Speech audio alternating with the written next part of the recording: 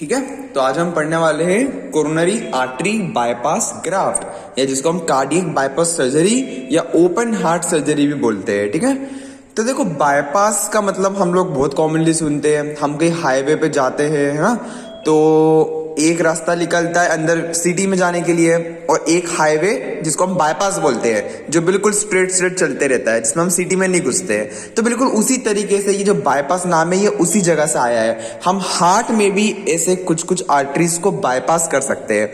अब बाईपास कैसे करते हैं, क्यों करते हैं, है ना, ये अभी हम पढ़ने वाले हैं डिटेल में कि क्यों करना है बाईपास। तो चलो स्टार्ट करते हैं।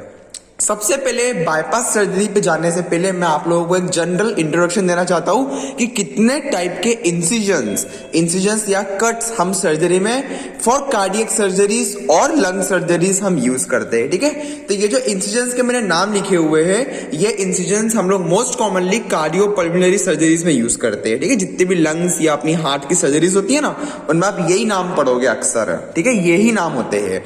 अब देखो ये नाम पहले देख लो, जो बिल्कुल बीचों बीच होता है कट, ये स्टर्नम के लेवल पे होता है, तो इसको क्या बोलेंगे, मिडलाइन स्टर्नोटॉमी। याद रखना, कभी भूलना ही नहीं इसको, बड़ा इजी है। सेकेंड कट देखो, ये छोटा सा दिख रहा है बिल्कुल इस साइड में, है ना, आपके लेफ्ट साइड में, तो ये लेफ्ट साइड में जो ऊपर की तरफ ये कट होता है, इसको बोलते हैं पेस मेकर स्कार। वो इसलिए क्योंकि जब पेस मेकर प्लेसमेंट किए जाते हैं, जब हमारा पेस मेकर डाला जाता है हार्ट में, तो वो इस कट से डाला जाता है, यहाँ पे इंसिजन्स लगा के। फिर एक होता है पोस्टेरोलैटरल थोरेकोटॉमी। अब इसको पोस्टेरोलैटरल क्यों बोल रहे हैं, क्योंकि देखो ये पीछे स्कैपुला के पास है, स्कैपुला की जो इंफीरियर बॉर्डर होती है, ये उस तरफ से निकलते हुए पीछे जाता है, मतलब कि लेटरल साइड से निकलते हुए ये पोस्टीरियर साइड में जा रहा है, and therefore it is called as posterolateral thoracotomy. अब अगर पोस्टेरोलैटरल होती है तो एंटेरोलैटरल भी होना चाहिए, तो वो आगे की तरफ होगी। आपके जो निप्पल्स होते हैं, तो निप्पल्स की जो नीचे वाली लेवल होती है, आप अगर वहां से लेटरल साइड पे जाते हो तो वो कहलाएगी एंटेरोलैटरल थोरेकोटॉमी।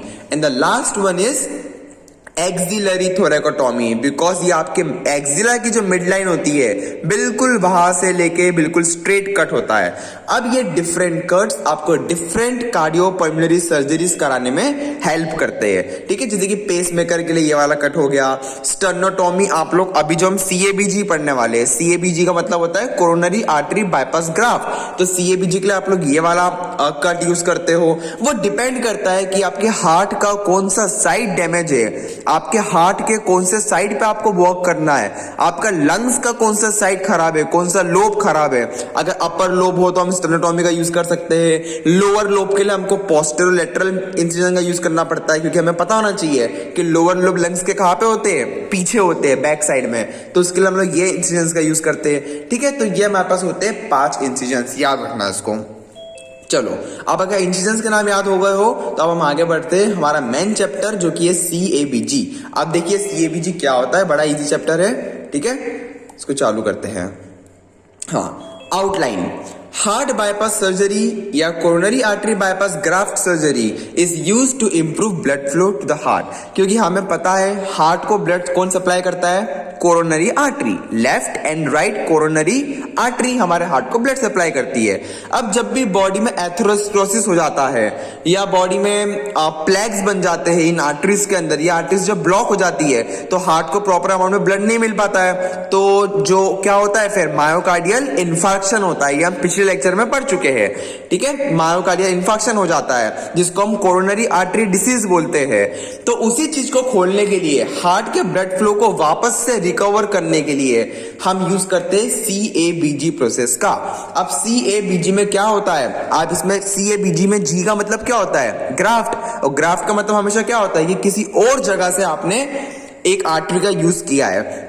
तो ये जो ग्राफ्ट होता है, इसमें आप क्या करते हो, आपके डैमेज्ड आर्टरीज को बाईपास करने के लिए, मतलब इस केस में कोरोनरी आर्टरीज को बाईपास करने के लिए आप ग्राफ्ट्स का यूज करते हो। और ये ग्राफ्ट्स आप कहां से ले सकते हो, कोई बताएगा, एनीवन? कौन कौन सी साइट से आप ये ग्राफ्ट्स को ले सकते हो? femoral, यस, या फीमोरल सेफिनियस वेन से आप इसको ले सकते हो ग्राफ्ट्स को। ठीक है, और भी बॉडी में साइट्स होती है जहां से आप इन ग्राफ्ट्स को ले सकते हो। ठीक है, पर मोस्ट कॉमनली यूज करते हैं सेफिनियस वेन का, याद रखना। ठीक है, ये चीज सेफिनियस वेन। ठीक है, चलो अब देखो, हाँ अब ये होगी हमारी डेफिनेशन। ये होता है सीएबीजी। हमको पता चल गया कि हमको सीएबीजी करना क्यों है, हार्ट को वापस से रिपर्फ्यूज करने के लिए। अब हम आते हैं इंडिकेशंस, मतलब सीएबीजी आपको कब कब करना है। ऐसा नहीं है कि पेशेंट की कोरोनरी आर्टरी ब्लॉक हो गई तो उठा के आपने सीएबीजी करवा दिया ना। सीएबीजी करने के कुछ इंडिकेशंस होते हैं। अब वो इंडिकेशंस क्या होते हैं, जिन पेशेंट्स को कोरोनरी आर्टरी डिसीज होती है और साथ में कुछ क्राइटेरिया उस पेशेंट को होना चाहिए। अब वो क्राइटेरिया जो फुलफिल करना चाहिए पेशेंट को, वो क्राइटेरिया कुछ ये है, जैसे कि पहला क्राइटेरिया होता है कि over 50% of left main coronary artery stenosis, मतलब जो आपकी लेफ्ट कोरोनरी आर्टरी होती है। अब लेफ्ट को आप मेन इसलिए बोलते हो क्योंकि लेफ्ट साइड में होता है आपका लेफ्ट वेंट्रिकल, जो आपके पूरे हार्ट को ब्लड सप्लाई करता है। तो लेफ्ट वेंट्रिकल सबसे इंपॉर्टेंट होता है, तो उसको सप्लाई करने वाली आर्टरी भी सबसे इंपॉर्टेंट होगी। इसलिए left main coronary artery stenosis का मतलब होता है नैरोइंग। अगर वो 50% से ज्यादा नैरो हो गई है तो आपको सीएबीजी परफॉर्म करना पड़ेगा, क्योंकि फिर एंजियोप्लास्टी से काम नहीं बनता है। हमारे पास और एक सर्जरी होती है एंजियोप्लास्टी, मैंने आपको पिछली बार ये पढ़ाया था, है ना, बैलून एंजियोप्लास्टी। तो 50% के ऊपर अगर आपका प्लेक जमा हुआ है, स्टेनोसिस हो रखी है, तो आप एंजियोप्लास्टी से उसको रिलीफ नहीं कर सकते हो, then you have to go for CABG. Second criteria क्या होता है कि over 70% stenosis of proximal circumflex artery. Now what is proximal circumflex artery? It is nothing but a branch of your coronary artery. Coronary artery की branches होती है ये, ठीक है।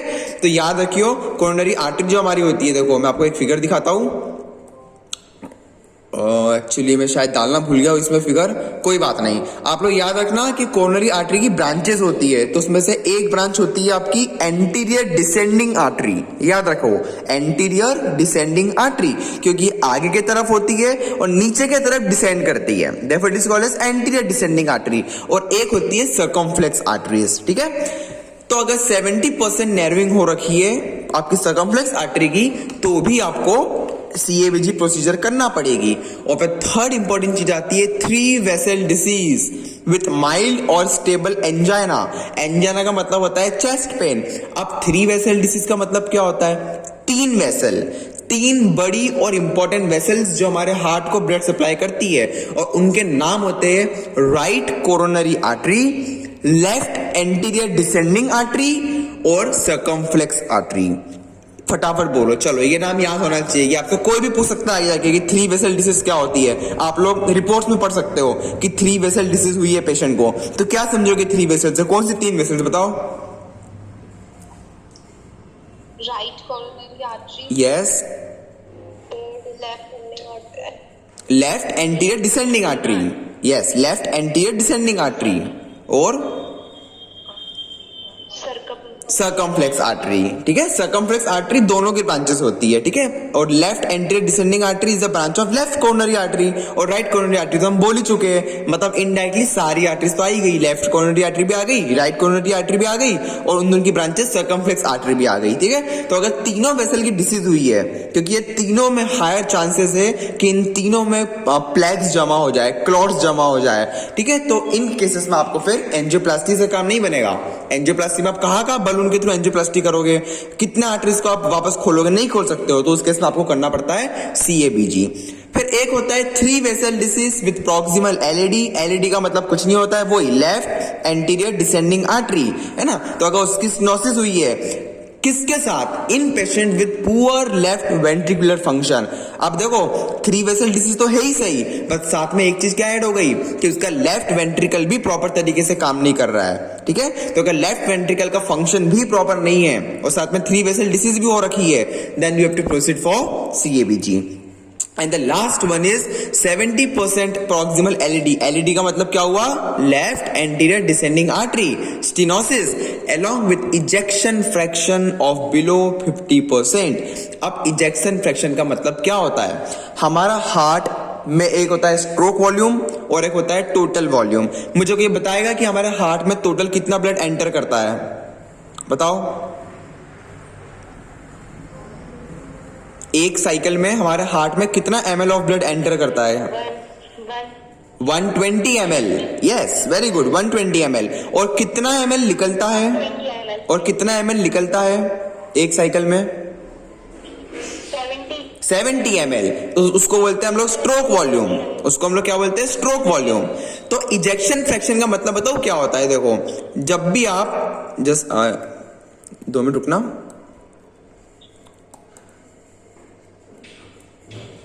एनोवेशंस पता नहीं चालू नहीं हो रहे, ठीक है। इजेक्शन फ्रैक्शन हमेशा याद रखना, it is the stroke volume divided by total field volume. मतलब कि 70 ml अपॉन 120 ml, कि 120 ml फिल हुआ था, उसमें से केवल 70% निकला, है ना। तो इसका जो रेशियो होता है वो 50 से 70% के अंदर आना चाहिए। If the value is within 50 to 70%, then your ejection fraction is called as normal. But अगर आपका इजेक्शन फ्रैक्शन 50 से कम आता है या 40 से कम आता है, तो फिर आपको CABG करना पड़ती है, क्योंकि इजेक्शन फ्रैक्शन का कम आने का मतलब क्या होता है कि आपके वेंट्रिकल्स प्रॉपर काम नहीं कर रहे, और वेंट्रिकल्स प्रॉपर काम नहीं कर रहे, ऐसा कब हो सकता है? कोरोनरी आर्टरी डिसीज में। सो याद रखना, whenever your ejection fraction is below 50%, and अगर आपको लग रहा है कि हाँ इस्चीमिया हुआ है, इस्चीमिया का मतलब आपका मायोकार्डियल इन्फार्क्शन होने की चांसेस अगर आपको लग रही है, तो आप रिस्क नहीं लोगे, आप उन पेशेंट्स में CABG इमीडिएटली परफॉर्म करोगे। इसके अलावा कुछ और इंडिकेशंस भी होते हैं, डिसेबलिंग एंजाइना, मतलब खतरनाक वाला चेस्ट पेन होना, ऑनगोइंग इस्चीमिया, मायोकार्डियल इस्चीमिया चल रहा है जो कि मेडिकल थेरेपी को रिस्पॉन्ड नहीं कर रहा है। तो कभी भी अगर कोई चीज मेडिकल थेरेपी को रिस्पॉन्ड नहीं करेगी, तो आपके पास ऑप्शन और कुछ बचता भी तो नहीं है, you have to proceed for surgery.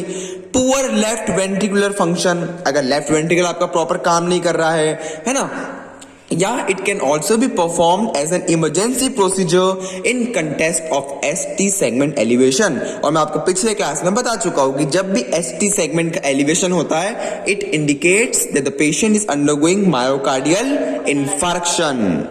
Yes, ST segment elevation is infarction and ST segment depression is, बताओ, ischaemia. Yes, depression is ischaemia and elevation is infarction. तो अगर आपको एकदम से किसी पेशेंट के ST सेगमेंट में एलिवेशन दिख रहा है, मतलब इन्फार्क्शन दिख रहा है, then you have to go as emergency procedure, ठीक है। आपको CABG एज इमरजेंसी प्रोसीजर करना पड़ती है। तो ये देखो जिसके आसान से इंडिकेशन, ठीक है, कि इन केसेस में आपको CABG करना पड़ेगी। अब हम आगे बढ़ते हैं, आगे चीजें और भी आसान है, जिसमें सबसे पहले नंबर आता है आपके कॉन्ट्रा इंडिकेशंस का, कि सर्जरी कब कब नहीं कराना है। बड़ा आसान है, ठीक है, दिमाग लगाना है। सर्जरी कब नहीं करा सकते हो? असिम्टोमेटिक पेशेंट्स में। अगर किसी पेशेंट को सिम्टम्स ही नहीं है, तो आप उसमें सर्जरी नहीं कराओगे, आप सिम्टम्स का वेट करते हो। जब तक पेशेंट को सिम्टम्स नहीं आते, we don't go for surgery, ठीक है।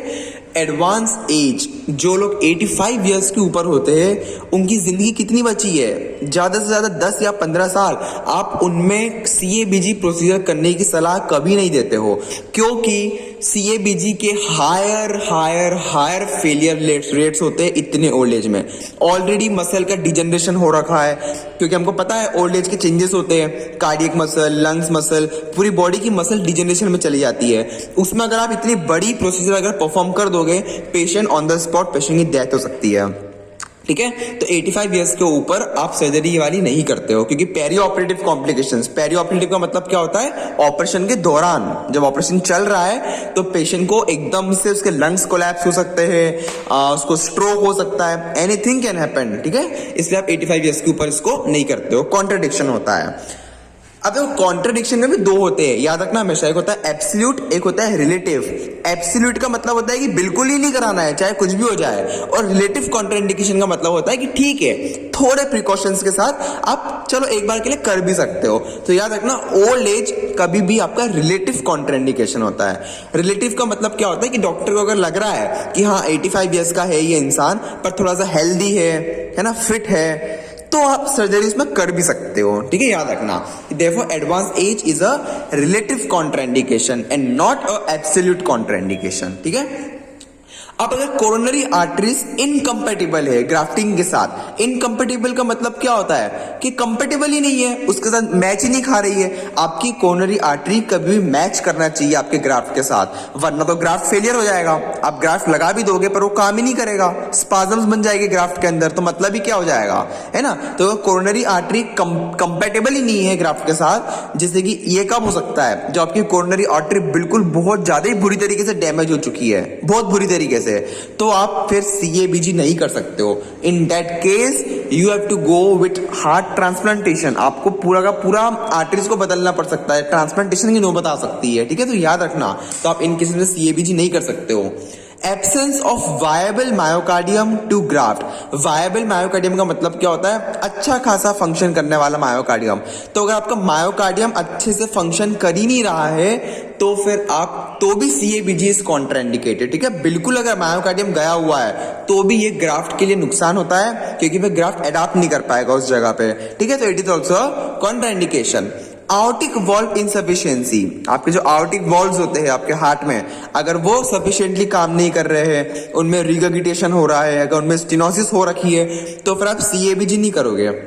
उस केसेस में आपको पहले करना पड़ेगा वॉल्व रिप्लेसमेंट, और वॉल्व रिप्लेसमेंट होने के कुछ सालों बाद या कुछ महीनों बाद फिर आप कराओगे CABG, क्योंकि CABG के लिए ये क्राइटेरिया फुलफिल होना जरूरी है। CABG बिल्कुल नॉर्मल बात नहीं होती है, इसके आपको पूरा आगे पीछे की चीजें देखना पड़ती है कि हार्ट की बाकी की चीजें काम कर रही है या नहीं, ठीक है। ये आपको देखना जरूरी है। तो CABG करने के लिए आपके वॉल्व्स को अच्छे से काम करना जरूरी होना चाहिए। Abdominal आउटिक aneurysm. एन्यूरिज्म का मतलब सभी लोग समझते हैं बल्जिंग। अगर आपके एब्डोमिनल आउटा की बल्जिंग हो रखी है तो भी आप ये नहीं कराओगे, क्योंकि इससे एक्सेसिव प्रेशर पड़ सकता है आपकी बाकी आर्टरीज पे, ठीक है। आपकी आर्टरीज फट सकती है, डैमेज हो सकती है, तो इसलिए आप उन केसेस में नहीं कराओगे। हेमरेजिक डिसीजेस, सही बात है, किसी को ब्लीडिंग डिसऑर्डर्स है अगर, तो इन केस ऑफ हीमोफीलिया या other bleeding disorders you will never go for such type of surgeries, because अगर ऑपरेशन के दौरान तो ब्लड लॉस होना है, और ब्लड लॉस तो होती जाएगा। हेमरेजिक डिसीज है, रुकेगा ही नहीं खून, तो क्या मतलब, ऐसे पेशेंट की डेथ हो जाएगी। इसलिए हेमरेजिक डिसीज में नहीं कराते हैं। लोअर एक्सट्रीमिटी ईडिमा में भी नहीं कराना है, क्योंकि इससे हाइड्रोडायनेमिक चेंजेस बॉडी में हो जाते हैं। जब भी आपके लोअर एक्सट्रीमिटी में ईडिमा है ना, तो आप अगर ऊपर इतनी बड़ी सर्जरी कर दोगे ना, तो बॉडी कंपीट नहीं कर पाएगी, बॉडी समझ नहीं पाएगी चीजों को, और हाइड्रोडायनेमिक चेंजेस बॉडी करवा देगी, जिससे कि पेशेंट को हार्ट अटैक आने की रिस्क बढ़ जाती है, ठीक है। तो लोअर एक्सट्रीमिटी ईडिमा में आप नहीं कराते हो। सीवियर हाइपरटेंशन, इस पे भी आप नहीं कराओगे।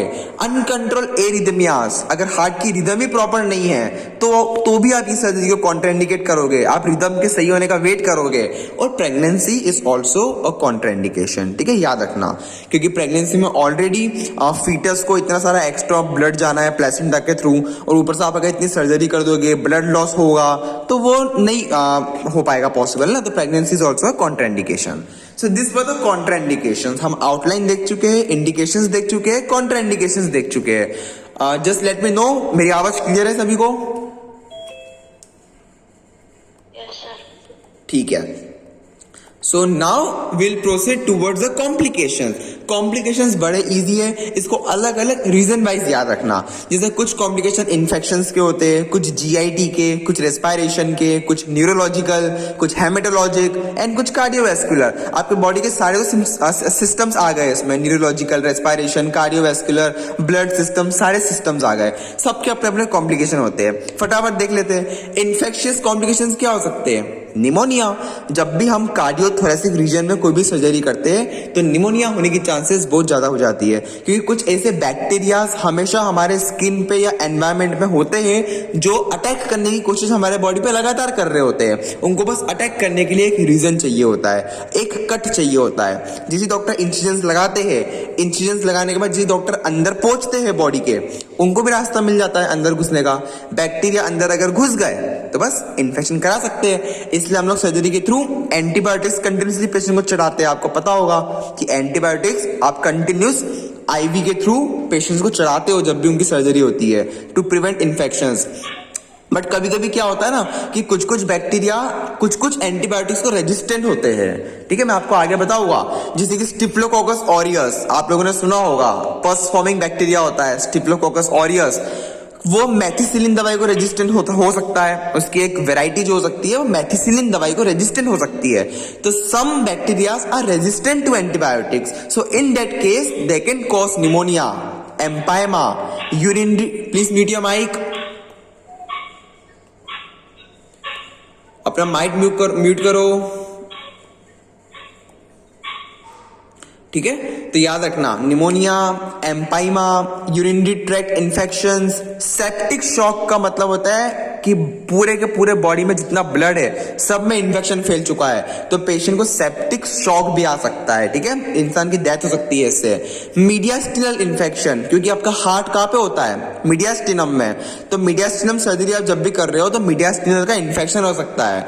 सुपरफिशियल वुंड इन्फेक्शन या फिर डीप वुंड इन्फेक्शन, ठीक है, क्योंकि वुंड बन रहा है वहां पे आप, क्योंकि देखो सर्जरी इतनी आसान थोड़ी होती है, आप स्किन को काट रहे हो, फिर आप अंडरलाइंग फैट को काटोगे, फिर हार्ट के ऊपर जो पेरिकार्डियम होती है आप उसको काटोगे, पेरिकार्डियम काटने से पहले जो स्टर्नम और मेनुब्रियम होता है आपका, आपको उसको काटना पड़ेगा, फिर तो पेरिकार्डियम दिखेगी, फिर पेरिकार्डियम को काटोगे, फिर पेरिकार्डियम काटने के बाद आपको क्या दिखेगा, आपका मेन हार्ट, है ना। मतलब ये वुंड सिर्फ सुपरफिशियल नहीं है, ये पूरा डीप वुंड होता है, तो superficial and deep wound infection भी आपको हो सकते हैं। मैं आपको इसका एक वीडियो दिखाऊंगा, ठीक है, कि CABG कैसे परफॉर्म करते हैं, बस थोड़ा सी देर हमको वेट करना पड़ेगा, फिर आपको वीडियो दिखाऊंगा मैं। तो this were the infectious complications. GIT complications हमेशा कॉमन होते हैं, nausea, vomiting, paralytic ileus. Paralytic ileus का मतलब होता है इंटेस्टिनल ऑब्स्ट्रक्शन, ठीक है, सर्जरी के टाइम आपका इंटेस्टिनल ऑब्स्ट्रक्शन भी हो सकता है, जिसको हम पैरालिटिक इलियस बोलते हैं। हिपेटिक डिस्फंक्शन हो सकता है कि लिवर काम करना बंद कर दे या खराब तरीके से काम करे। पेनक्रियाटाइटिस हो सकता है, इन्फ्लेमेशन ऑफ पेनक्रियास, या कोलाइटिस हो सकता है, इन्फ्लेमेशन ऑफ कोलन। तो जितने भी आपके GIT के ऑर्गन्स होते हैं उनका भी इन्फ्लेमेशन बिकॉज ऑफ इन्फेक्शन हो सकता है, तो याद रखना, ठीक है। रेस्पिरेटरी में फ्लूइड एफ्यूजन, मतलब कि फ्लूइड का बिल्डअप हो जाना। फ्रेनिक नर्व डिस्फंक्शन, क्योंकि फ्रेनिक नर्व भी यही होती है, तो अगर जरा सा आपका स्कार्पेल इधर उधर हो गया तो आपकी फ्रेनिक नर्व डैमेज हो सकती है, और फ्रेनिक नर्व सप्लाई करती है आपके डायफ्राम को, डायफ्राम अगर गया तो बस रेस्पिरेटरी गया इंसान का, ठीक है। तो फ्लूइड बन जाना, फ्रेनिक नर्व का डिस्फंक्शन हो जाना, रेस्पिरेटरी फेलियर जिसको हम बोलते हैं ARDS। कोई बता सकता है क्या हो सकता है इसका फुल फॉर्म ARDS का? Yes, acute respiratory distress syndrome. तो जब आप सर्जरी करते हो तो पेशेंट को ये चीज भी हो सकती है, ठीक है, एक्यूट रेस्पिरेटरी डिस्ट्रेस सिंड्रोम, उसका रेस्पिरेटरी फेल हो सकता है। और एटेक्टेसिस, एटेक्टेसिस का मतलब होता है कोलैप्स, आपके जो एल्वेलाइज होते हैं लंग्स में उनके कोलैप्स हो जाने को बोलते हैं एटेक्टेसिस। तो your lungs can even collapse during surgery. आप देखते हो कि बहुत लोगों की डेथ हो जाती है ड्यूरिंग सर्जरी, तो वो इन्हीं कारण से होती है कि लंग्स काम करना बंद कर दिए, लंग्स कोलैप्स हो गए, है ना, ये सब कुछ कारण होते हैं। न्यूरोलॉजिकल में पेशेंट को स्ट्रोक हो सकता है, या न्यूरोकॉग्निटिव इंपेयरमेंट्स। न्यूरोकॉग्निटिव इंपेयरमेंट्स का मतलब होता है कि हो सकता है कि सर्जरी के बाद पेशेंट डिप्रेशन में चले जाए, उसका बिल्कुल मूड अच्छा ना हो, वो खतरनाक डिप्रेशन में हो, तो ये सब न्यूरोकॉग्निटिव इंपेयरमेंट्स भी पेशेंट को इन सर्जरी के बाद होते हैं। इसलिए हम इन्हीं बेसिस पे उनको दवाई देते हैं, तो हम आगे ट्रीटमेंट में पढ़ेंगे क्या क्या दवाई दी जाती है। हेमेटोलॉजिक में मीडियास्टिनल ब्लीडिंग, क्योंकि ऑपरेशन ही वहां पे चल रहा है, तो मीडियास्टिनल ब्लीडिंग हो सकती है, प्लेटलेट डिस्फंक्शन हो सकता है, अनीमिया, खून की कमी, या हीमोलाइसिस। हीमोलाइसिस का मतलब होता है, हीमो मतलब खून और लाइसिस मतलब टूटना, तो खून का टूटना। अब खून में क्या होता है, RBC, तो खून में RBC के टूटने को हम बोलते हैं हीमोलाइसिस। तो haemolysis can also be a complication in the haematologic category. And then cardiovascular, तो कार्डियोवैस्कुलर में तो बहुत सारी चीजें हैं। DVT मतलब deep vein thrombosis, pulmonary embolism, myocardial infarction, hypotension, arrhythmias, graft failure, आपका ग्राफ्ट भी फेल हो सकता है, ठीक है, अगर ग्राफ्ट सूट नहीं हुआ वहां पे, ग्राफ्ट के अंदर स्पाजम्स बन जाएंगे तो ग्राफ्ट आपका फेल हो जाएगा। Chest pain, patients cardiogenic shock में जाके उसको हार्ट अटैक भी आ सकता है, ठीक है, इस्चीमिया हो सकता है, या तो हाइपरटेंशन हो सकता है। हीमोथोरैक्स का मतलब क्या होता है, थोरैक्स में खून का भर जाना, सो हीमोथोरैक्स। एनीबॉडी किसको पता है कि वुंड डेहिसेंस का मतलब क्या होता है, what is wound dehiscence? What? Wound dehiscence का मतलब क्या होता है, किसी को पता है?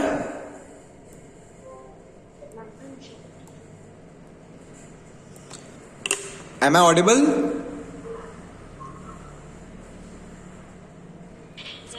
वुंड डेहिसेंस का मतलब होता है कि जो आप स्यूचर्स लगाते हो, जब भी सर्जरी खत्म हो जाती है तो जो चीजों को आपने फाड़ा है उनको आपको सिलना भी तो पड़ेगा, तो आपको पेरिकार्डियम को सिलना पड़ता है, आपको आपके बोन्स को पास में वापस से अप्रोक्सीमेट करना पड़ेगा, आपको आपके स्किन पे वापस स्यूचर लगाना पड़ेंगे।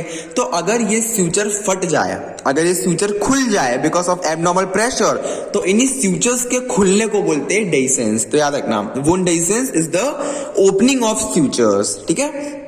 या फिर राइट वेंट्रिकल फेलियर भी पेशेंट को हो सकता है। और साथ में किडनी के कॉम्प्लिकेशंस भी आते हैं, रीनल सिस्टम, तो उसमें acute kidney failure, electrolytic disturbances, body में सोडियम पोटेशियम पूरा पीएच की ऐसी की तैसी हो जाएगी पूरे बॉडी में, इलेक्ट्रोलाइटिक डिस्टर्बेंस हो जाएगा, या किडनी इंजरी भी हो सकती है। ठीक है, तो हमने मल्टी सिस्टम कॉम्प्लिकेशंस देखे। ये सिर्फ ये सर्जरी में नहीं होता है, it is common for each and every surgery, चाहे कोई भी सर्जरी हो, लंग्स की हो, चाहे हार्ट की और कोई भी दूसरी सर्जरी हो, है ना, तो उन सब में ये कॉम्प्लिकेशंस हमेशा कॉमन आएंगे। तो हमेशा याद रखना, कॉम्प्लिकेशंस को हमेशा रीजन में बांट देना, और डिफरेंट रीजन क्या क्या आएंगे आपके, न्यूरोलॉजिकल, देखो ऊपर से नीचे चलना, सबसे ऊपर न्यूरोलॉजिकल, फिर आपके हार्ट के आसपास का कार्डियोलॉजिकल, फिर रेस्पिरेटरी, फिर और नीचे जाओ तो जीआईटी, और नीचे जाओ तो किडनी, मतलब का पूरा किडनी सिस्टम है ना। तो इतने सारे सिस्टम से अलग अलग कॉम्प्लिकेशंस होते हैं। यहां तक सभी को क्लियर है?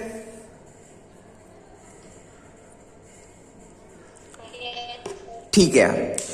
अब जो नेक्स्ट सेक्शन है इस सीएबीजी प्रोसीजर का, वो होता है कि करते कैसे हैं। तो आपको बता चुका हूं कि ग्राफ्ट आप कहां से लेते हो, सेफेनियस वेन से ले सकते हो जो आपके पैर में होती है, या रेडियल आर्टरी जो आपके फोराम में होती है, तो उससे भी आप ग्राफ्ट को ले सकते हो। सिफेलिक वेन जो वापस आपके फोराम में होती है, तो cephalic vein, radial artery, saphenous vein, या फिर इंफीरियर इपिगैस्ट्रिक आर्टरी जो आपके जीआईटी के पास। इपिगैस्ट्रिक रीजन का मतलब क्या होता है, बिल्कुल आपके दोनों निप्पल्स के जो बीच का रीजन होता है उसको बोलते हैं इपिगैस्ट्रिक रीजन। ठीक है, स्टर्नम वाले रीजन को। तो जो इंफीरियर इपिगैस्ट्रिक आर्टरी होती है उससे भी आप ग्राफ्ट को ले सकते हो। So this are the 4 sites from where the graft can be harvested. अब ग्राफ्ट तो आपने ले लिया, अब आपको सर्जरी करना है। कैसे करोगे, इंसिजन्स लगाना पड़ेगा।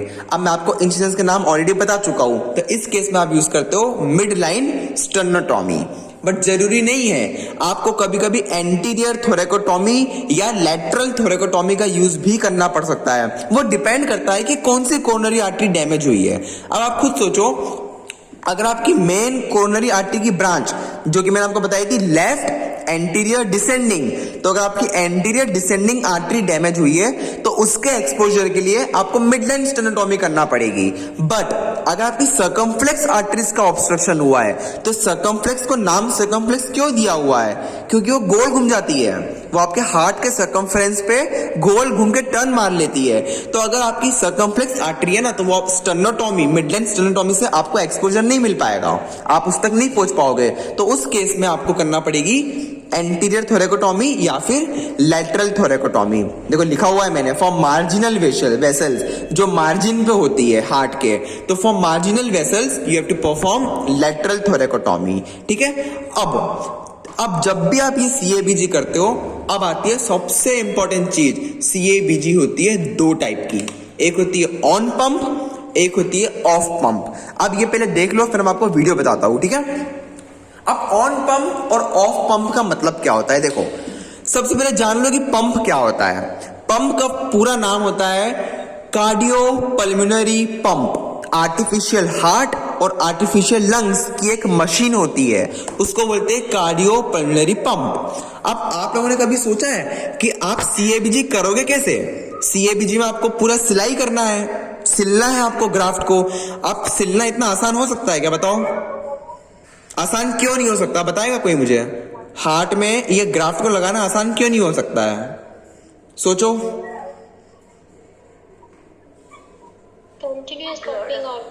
Continuous beating organ. हार्ट हमारा स्टैटिक थोड़ी है, कंटिन्यूस बीट कर रहा है और बिल्कुल हाई वेलोसिटी में बीट कर रहा है ना। अरे अपना माइक म्यूट करो। रोहित आपका माइक बार बार चालू हो रहा है। ठीक है। तो heart is a continuous beating organ.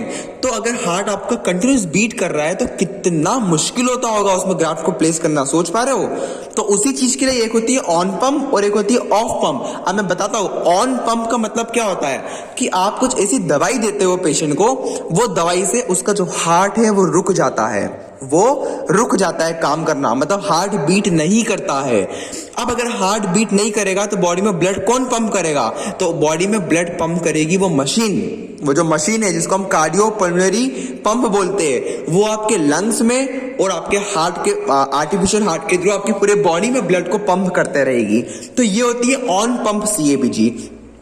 ये अभी अभी टेक्निक है, ये न्यूली टेक्निक है, ये अभी लोग अपनाने लग गए। ट्रेडिशनल टेक्निक नहीं है।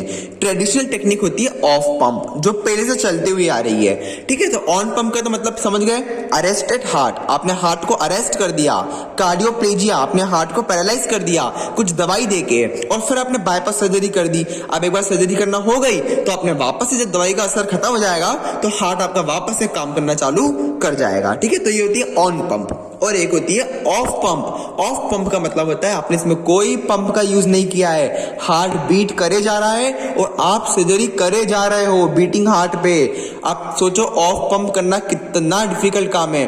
और ऑफ पंप सर्जरीज केवल एक्सपीरियंस डॉक्टर्स ही कर पाते हैं, जिनको बहुत अच्छे से ट्रेनिंग दी गई है, क्योंकि हार्ट भी बीट कर रहा है, साथ में सर्जरी भी कर रहे हो। ये बिल्कुल बताओ किस तरीके से हुआ कि समझो आप एक नाव में ट्रेवल कर रहे हो, बोट में, और बहुत तेजी से समुद्र में लहरें आ रही है, बहुत तेजी से पानी हिल रहा है, आपकी पूरी नाव ऊपर नीचे आड़ी टेढ़ी हो रही है, और साथ में आपको किसी ने बोल दिया कि आपको सुई में धागा डालना है। मतलब हिलती हुई नाव में सुई में धागे डालने जैसा काम है ये, ठीक है। तो याद रखना, of pump is a difficult procedure, but doctor of pump को इसलिए ट्रेडिशनल मेथड बोलते हैं, इसलिए ज्यादातर यही सर्जरी की जाती है क्योंकि इसमें कॉम्प्लिकेशन का रेट जो होता है वो कम होता है। ऑफ पंप में दिक्कत जरूर होती है सर्जरी करने में, बट इनका जो कॉम्प्लिकेशंस का रेट है वो बहुत ज्यादा कम होता है।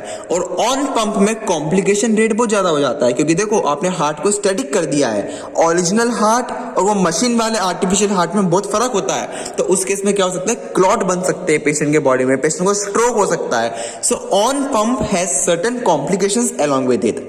नो डाउट प्रोसीजर इजी है, हार्ट को रुका दो, कर दो सर आराम से, बट कॉम्प्लिकेशंस का आप गारंटी थोड़ी दे सकते हो पेशेंट को। अगर कॉम्प्लिकेशन हो गया पेशेंट की डेथ हो जाएगी, ठीक है। इसलिए ऑन पंप अभी अभी की टेक्निक है जिसको ज्यादा यूज नहीं करते हैं। मोस्ट कॉमनली डॉक्टर्स अभी भी ऑफ पंप को यूज करते हैं, ठीक है। रिस्क वाली प्रोसीजर, बीटिंग हार्ट पे सर्जरी करने की कोशिश करते हैं, ठीक है। तो ये होती है of pump and on pump. अब डिपेंडिंग अपॉन कितनी आर्टरीज ब्लॉक हुई है तो उनके ऊपर सर्जरीज के नाम दिए गए। अगर एक आर्टरी ब्लॉक हुई है, एक आपने बाईपास लगाया, ग्राफ्ट लगाया, तो वो कहलाएगी सिंगल बाईपास। अगर दो आर्टरी कोई भी ब्लॉक है तो डबल बाईपास, तीन आर्टरी तो ट्रिपल बाईपास, फोर आर्टरीज अगर ब्लॉक है तो क्वाड्रिपल बाईपास, ठीक है। मतलब आपको जो मैंने वो बताई थी ना 3 वेसल डिसीज, 3 वेसल के नाम बताए हो कोई मुझे, क्या थे बताओ। 3 वेसल डिसीज में 3 वेसल्स कौन कौन से थे?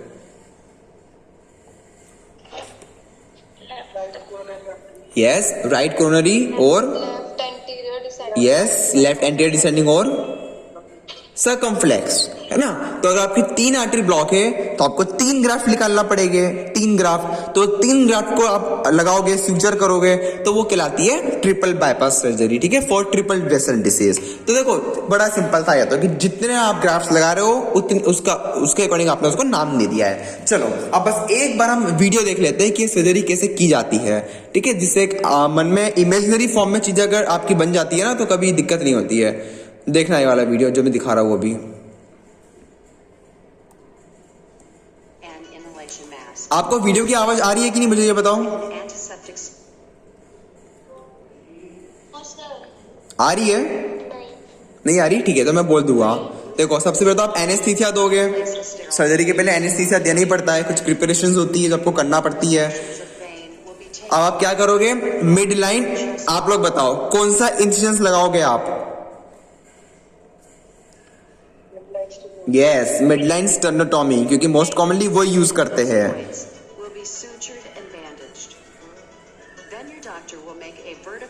See, this is the midline sternotomy, a vertical incision. Then आप रिट्रैक्टर के थ्रू आपकी स्किन को पुल आउट करोगे। इसमें कुछ डिवाइसेस होते हैं, उनको बोलते हैं रिट्रैक्टर। रिट्रैक्टर का मतलब क्या होता है रिट्रैक्टर का, कि आप कुछ चीज को रिट्रैक्ट कर रहे हो, आपको अपनी जो स्किन खोली है खुली हुई रखना पड़ेगी, जब तो आप सर्जरी कर पाओगे। तो देखो ये जो डिवाइस दिख रहा है ना सिल्वर कलर का, ये होता है रिट्रैक्टर, जो आपकी स्किन को खोले रखेगा। आपने स्किन काट दी, आपने फैट को हटा दिया, अब आप पेरिकार्डियम को हटाओगे। जो दिख रहा है ना ये पेरिकार्डियम है, देखो तो आपने पेरिकार्डियम में इंसिजन लगाया और पेरिकार्डियम को रिमूव कर दिया, हटा दिया। अब ये रहा आपका बीटिंग हार्ट, आपको हार्ट का एक्सपोजर हो गया। अब हार्ट को आप घुमा सकते हो अंदर ही अंदर, रोटेट कर सकते हो आप उसको, जिधर भी आपको ग्राफ्ट लगाना है। तो रोटेट करने के बाद फिर आप ग्राफ्ट प्लेस कर दोगे। देखो दिस इज द ग्राफ्ट, कर दिया फ्यूचर उसको। of the old artery or arteries. The team will attach देखो ग्राफ्ट को फ्यूचर कर दिया नीचे जहाँ पे आपकी कोरोनरी आर्टरी थी, और जो उसका अदर एंड है उसको कनेक्ट कर देंगे सिस्टमिक आउटा के साथ, आर्च ऑफ आउटा के साथ उसको कनेक्ट कर देंगे। क्योंकि मैं आपको पिछले लेक्चर में बता चुका हूँ कि आर्च ऑफ आउटा से जोड़ देते हैं उसको। देखो दिख रहा है either side रेड कलर का बड़ा सा आउटा से उसको जोड़ दिया है, हो गया बाईपास। अब हार्ट को वापस घुमा दो उसकी नॉर्मल जगह पे जैसे वो पहले से था, एनाटॉमिकल पोजीशन में। The pericardium can now be closed ठीक है, अब पेरिकार्डियम को वापस से क्लोज कर दो, मतलब फ्यूचर कर दो पेरिकार्डियम को। with 2 separate drainage tubes. और ड्रेनेज ट्यूब्स, ये जो है ना ये ड्रेनेज ट्यूब्स होते हैं, क्योंकि बहुत ज्यादा फ्लूइड बिल्डअप होता है तो उसको ड्रेन करने के लिए आपको कम से कम 1 दिन तक ड्रेनेज ट्यूब लगाना पड़ता है फॉर 1 डे। Metal wire. फिर मेटल वायर के थ्रू जो अपने स्टर्नम को काटा था उस स्टर्नम को वापस से जोड़ देते हैं, स्टर्नम और मेन्यूब्रियम को। एंड लास्ट में स्किन को फ्यूचर कर देते हैं। तो यही स्किन के फ्यूचर अगर निकल जाए है ना तो उसको हम बोलते हैं, क्या बोलते हैं बताओ मेडिकल टर्म्स में? अगर ये फ्यूचर्स खुल जाए तो आप क्या बोलोगे उसको? A sterile bandage is applied. Yes, dehiscence है ना, wound dehiscence. So this was your, just wait a minute, ये होती है ठीक है आपकी ऑन पंप, क्योंकि इसमें आपका हार्ट अब रुक चुका है और मशीन पूरा आपके लंग्स और बॉडी को परफ्यूज कर रही है ऑक्सीजन और ब्लड से, तो इसमें सर्जरी करना काफी आसान होता है। बट इसके कुछ कॉम्प्लिकेशंस भी होते हैं, ठीक है, तो इसलिए इसको जनरली आज लोग यूज नहीं करते हैं वैसे तो। ठीक है, सो ये था आपका video on pump coronary artery bypass surgery का। समझ में आ गए दोनों वीडियो सभी को अच्छे से? सर ओके, सो अब हम आगे बढ़ते हैं। चलो अब हम बढ़ते इवैल्यूएशन की तरफ, लास्ट मतलब मैनेजमेंट की तरफ हम बढ़ते हैं कि क्या क्या चीजों पे हमको ध्यान देना है। अब सर्जरी कैसे करना है, कितने टाइप्स होते हैं, क्यों करना है, कब नहीं करना है, क्या क्या कॉम्प्लिकेशन हो चुके हैं, ये सारी चीजें तो हम पढ़ चुके हैं। अब आओ कि सर्जरी की प्रोसीजर या सर्जरी का प्रिपरेशन क्या होता है। तो देखो एक डिटेल असेसमेंट, कभी सर्जरी के पहले आप लोग पेशेंट्स की मेडिकल हिस्ट्री लेते हो है ना, कि उसको कुछ कॉम्प्लिकेशन आगे जाके ना हो जाए, रिसेंट मायोकार्डियल इन्फार्क्शन तो नहीं हुआ था उसको, कोई प्रीवियस कार्डियक सर्जरी से अगर उसकी हुई होगी तो आप उसकी हिस्ट्री लेते हो कि उसको पिछले बार कुछ एनेस्थीसिया के कॉम्प्लिकेशंस तो नहीं थे, कुछ और कॉम्प्लिकेशंस तो नहीं आए थे, है ना, सारी चीजें। आप उसकी ब्लीडिंग डिसऑर्डर्स को टेस्ट करते हो, उसकी रीनल डिसफंक्शंस को टेस्ट करते हो, न्यूरोलॉजिकल सिस्टम्स का आप टेस्ट कराओगे, मतलब सारे टेस्ट आप कराओगे सर्जरी के पहले। और वो टेस्ट क्या क्या होंगे, ये full blood count CBC, then clotting screen, ये देखने के लिए कि आपके क्लॉटिंग फैक्टर्स प्रॉपर काम कर रहे हैं या नहीं,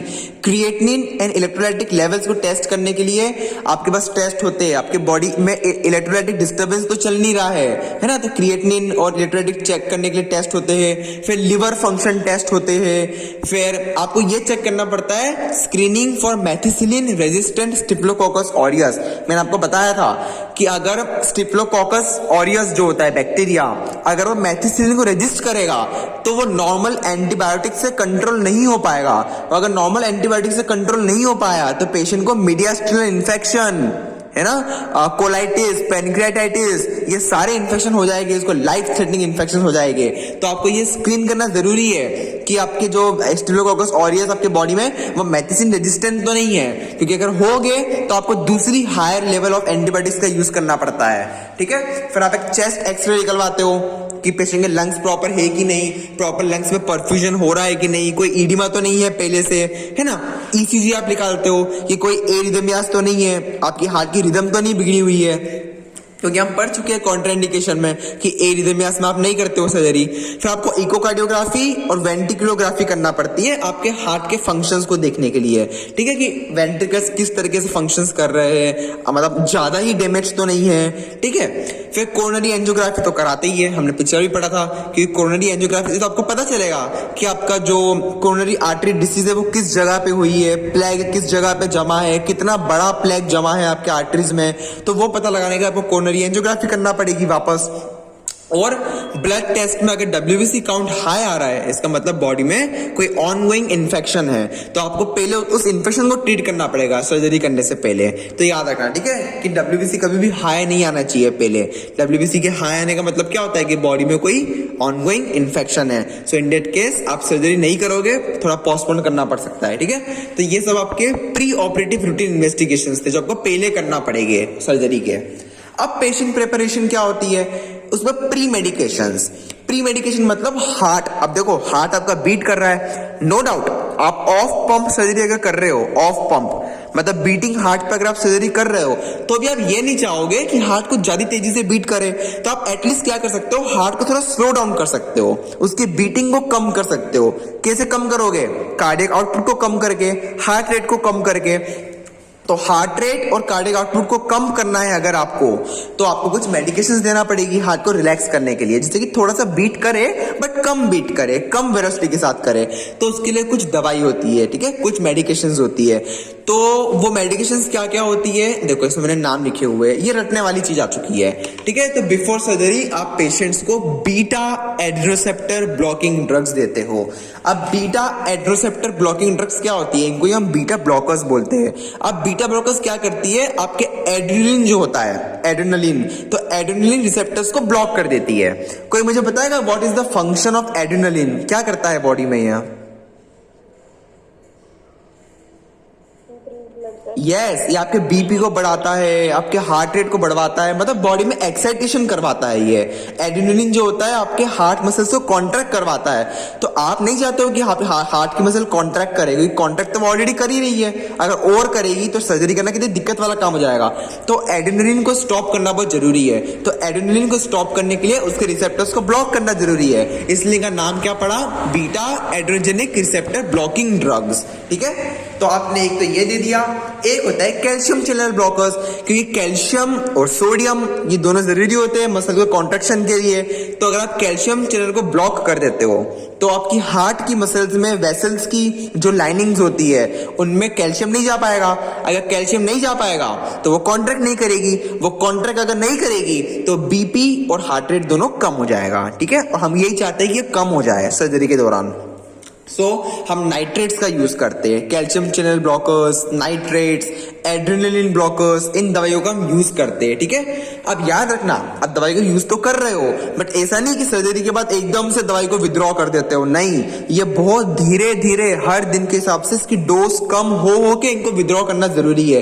क्योंकि समझो आपने अगर आज हार्ट को स्लो डाउन करने के लिए ये दवाई दे दी, अब सर्जरी हो गई आपकी आज, कल आपने एकदम से दवाई बंद कर दी, तो इनका कॉम्प्लिकेशन क्या हो जाएगा कि एकदम से टेकिकार्डिया हो जाएगा, एकदम से हाइपरटेंशन हो जाएगा, बहुत तेजी से बॉडी इसको रिएक्ट करेगी। तो आप नहीं चाहते हो कि ऐसा हो, इसलिए इन दवाई को सडन विड्रॉ नहीं किया जाता है, धीरे धीरे विड्रॉ किया जाएगा, ठीक है। फिर आप टेमाजिपाम नाम की एक दवाई देते हो सीएबीजी होने के पहले, क्योंकि पेशेंट को एंजाइटी हो रखी है। सीएबीजी बहुत बड़ी ऑपरेशन होती है, तो पेशेंट डिप्रेशन में जाता है, उसको खतरनाक वाली एंजाइटी होती है। तो एंजाइटी से क्या होता है, टेकिकार्डिया होता है, हार्ट रेट बढ़ जाता है। तो उस एंजाइटी रिलेटेड टेकिकार्डिया को ठीक करने के लिए आप टेमाजिपाम देते हो, ठीक है। बहुत सारी दवाई होती है, लोराजिपाम, टेमाजिपाम, तो ये दवाई आप देते हो। मिडाजोलम आप देते हो, इंट्रामिनस मिडाजोलम दे सकते हो। Aspirin is continues up to the time of surgery, especially in those with acute coronary syndrome. जो पेशेंट्स में एक्यूट कोरोनरी सिंड्रोम होता है, केवल उन्हीं पेशेंट्स में आप एस्पिरिन को कंटिन्यू रखते हो। अब याद रखना, एस्पिरिन बहुत खतरनाक दवाई है। हम अभी तक सुनते थे कि सर्जरी के 10 दिन पहले कभी भी एस्पिरिन बंद करवा दी जाती है। कोई बताएगा इसका रीजन कि एस्पिरिन क्यों बंद करवा दी जाती है सर्जरी के 10 दिन पहले, कोई भी सर्जरी हो? Yes, because aspirin is a blood thinner. ये आपके खून को पतला करती है, ये आपके क्लॉटिंग को होने से रोकती है। तो अगर आप ये एस्पिरिन दे दोगे पेशेंट को तो क्लॉटिंग तो होएगी नहीं। तो by the way, in case अगर ऑपरेशन में कोई ब्लीडिंग हो जाए तो खून तो रुकेगा ही नहीं और पेशेंट की डेथ हो सकती है हाइपोवॉल्यूमिक शॉक से। तो इसलिए हम एस्पिरिन को मैक्सिमम सर्जरीज में रोक देते हैं। बट एक्यूट कोरोनरी सिंड्रोम में आपको एस्पिरिन कंटिन्यू रखना पड़ती है, इसलिए ये प्रोसीजर रिस्की होती है। इसलिए हम सीएबीजी को हमेशा एक रिस्की प्रोसीजर बोलते हैं, क्योंकि इसमें चांसेस ये होती है कि पेशेंट की ऑन द स्पॉट डेथ भी हो सकती है, ठीक है। तो सीएबीजी में चांसेस, मतलब इसलिए CABG is a complicated and a risky procedure, क्योंकि इसमें आप एस्पिरिन चालू रखते हो। जरूरी है एस्पिरिन को चालू रखना, भले वो खून को पतला कर रही हो, बट जरूरी है, ठीक है। इस साथ में इसलिए रिवर्सिंग ड्रग्स भी इसके साथ साथ दे सकते हो, बट याद रखना कि एस्पिरिन इस केस में कंटिन्यू रखना पड़ती है। इसके अलावा आपको पहले ही प्रिपरेशन में उसके लिए ब्लड यूनिट्स जो होते हैं 2 यूनिट हो चाहे 6 यूनिट ब्लड हो, क्योंकि खून तो चढ़ेगा, ब्लड लॉस तो बहुत ज्यादा होने वाला है पेशेंट को।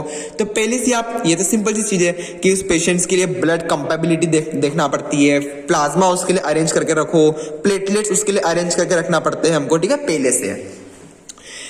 एक होता है ट्रांसजेमिक एसिड।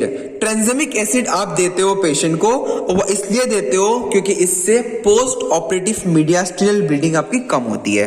क्योंकि देखो मीडियास्टिनम में सर्जरी हुई है तो मीडियास्टिनल ब्लीडिंग तो कॉमन है, होना ही होना है, वो कॉम्प्लिकेशन भी होता है, पर ज्यादा ना हो जाए या कंट्रोल करने के लिए, तो मीडियास्टिनल ब्लीडिंग को कंट्रोल करने के लिए हमको ट्रांसजेमिक एसिड का यूज करना पड़ता है। ये कुछ नाम है जो हमको पता होना चाहिए बस, ठीक है।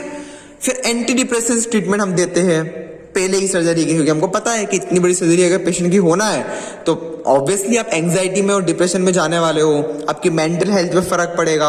और कोई भी सर्जरी को सक्सेसफुल होने के लिए मेंटल हेल्थ का बहुत बड़ा रोल होता है। अगर आप मेंटली प्रिपेयर्ड हो तो सर्जरी आपकी अच्छी होने ही वाली है, बट अगर आप मेंटली प्रिपेयर्ड नहीं हो, ज्यादा ही डर रहे हो, तो उतने ही कॉम्प्लिकेशन आने की चांसेस ज्यादा हो जाती है।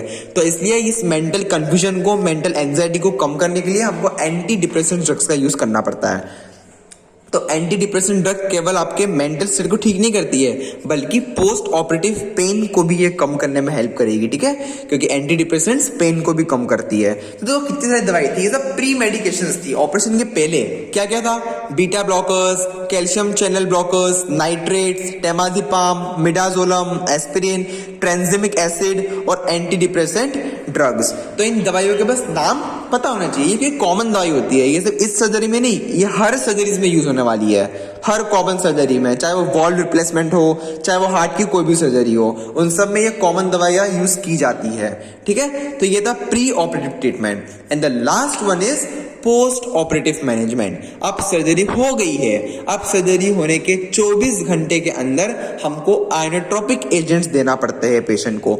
आइनोट्रोपिक एजेंट्स क्या करते हैं? अब ये आपके वापस से हार्ट को परफ्यूज करेंगे। आपने जो सर्जरी के दौरान हार्ट को कम किया था, अब ये हार्ट को वापस से उसकी एक्टिविटी लाने में हेल्प करेंगे। आपने जो मायोकार्डियम को रिलैक्स कर दिया था, ये वापस से मायोकार्डियम को कॉन्ट्रैक्ट करने का काम करेंगे, क्योंकि अब सर्जरी तो हो चुकी है, अब आप चाहते हो कि अब आपका हार्ट प्रॉपर तरीके से अच्छे से फंक्शन करे। तो इसके लिए मायोकार्डियम एक्टिविटी को वापस लाना बहुत जरूरी है। तो उस मायोकार्डियम कॉन्ट्रैक्टिलिटी को इंक्रीज करने के लिए अब आपको रिवर्स चीजें चलाना पड़ती है। तो रिवर्स चीजें क्या होती है? आइनोट्रोपिक एजेंट्स होते हैं, ठीक है। तो ये आइनोट्रोपिक एजेंट्स आप सर्जरी के 24 घंटे के अंदर देना चालू कर देते हो। नाइट्रोग्लिसरीन नाम की जो दवाई होती है, नाइट्रोग्लिसरीन, ये आपको कंटिन्यूसली पेशेंट को चढ़ाना पड़ती है।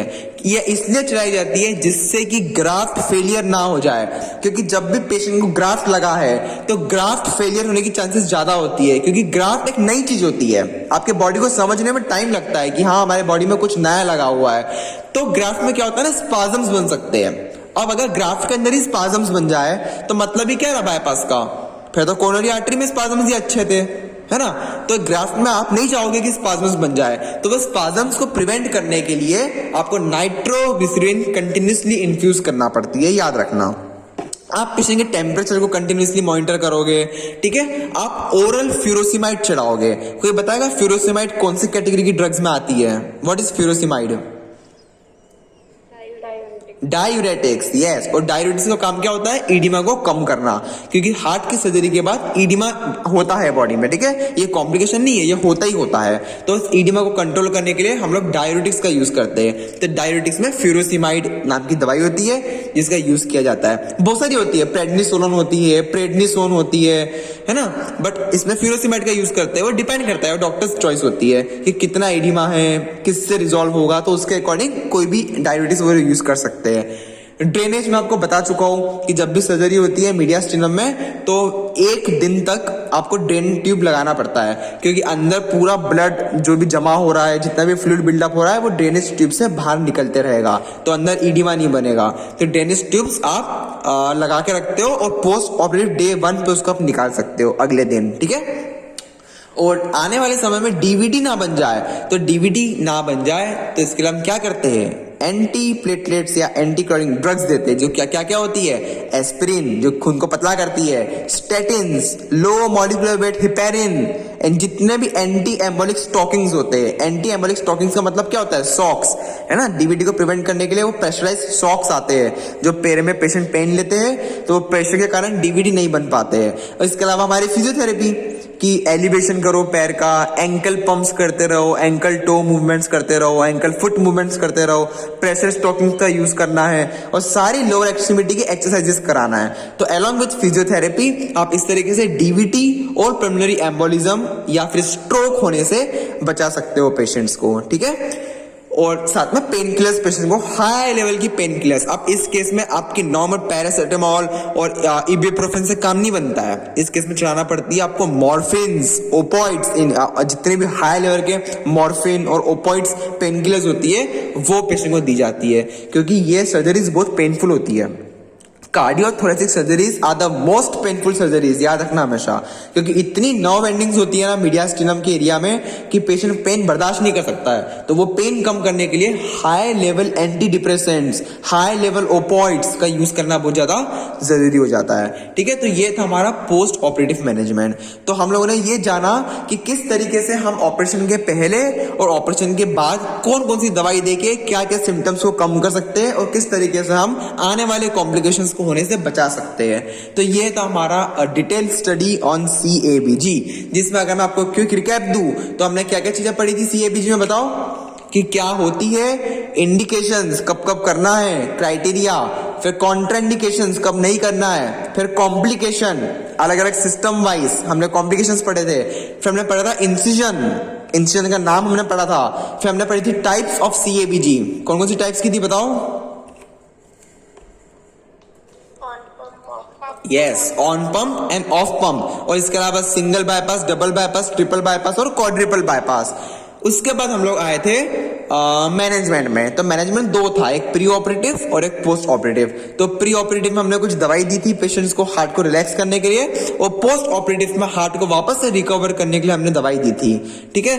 और प्रोफिलिक्सिस के तौर पे हमने डीवीडी और पल्मोनरी एम्बोलिज्म को प्रिवेंट करने के लिए कुछ चीजें पेशेंट को दवाई के रूप में या फिजिकल थेरेपी के रूप में उसको असिस्ट किया था।